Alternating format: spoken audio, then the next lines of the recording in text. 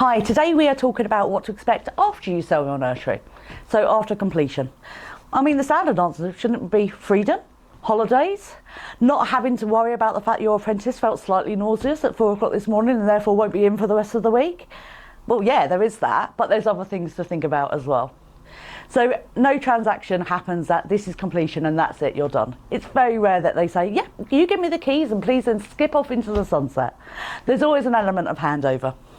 So firstly, you've got the actual handover. So it might be that actually you're doing a period of time post-completion in setting or working directly with the new owner to hand over systems, make sure they know how the payroll works, things like that. For most people, that is not a lot.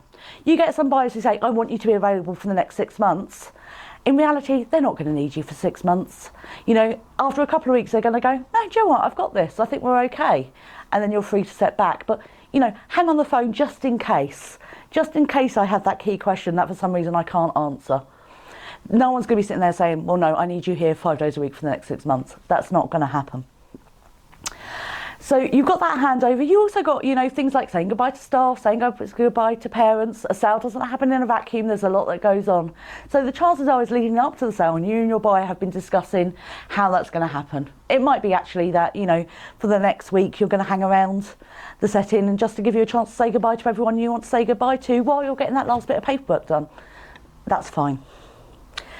There's also some legalities after completion as well, so especially if you've had a share sale. So if you've sold your limited company, there's things like completion statements that need to be done.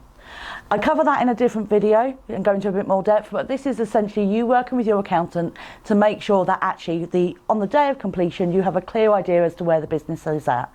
So if there's money in the bank account that technically should have been yours, it's gone to you. Or if there's bills that should have been paid by you and appeared just after you completed, they've been paid and the buyer's not responsible for them.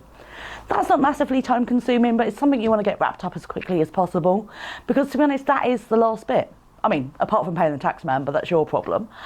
But it is the last bit. Once that's done, then you are free to skip into the sunset, go off to the Bahamas, never have to worry about staff sickness or ratios ever again. I hope you found that useful. If you have any questions, pop them in the comments below, and I'll speak to you again soon.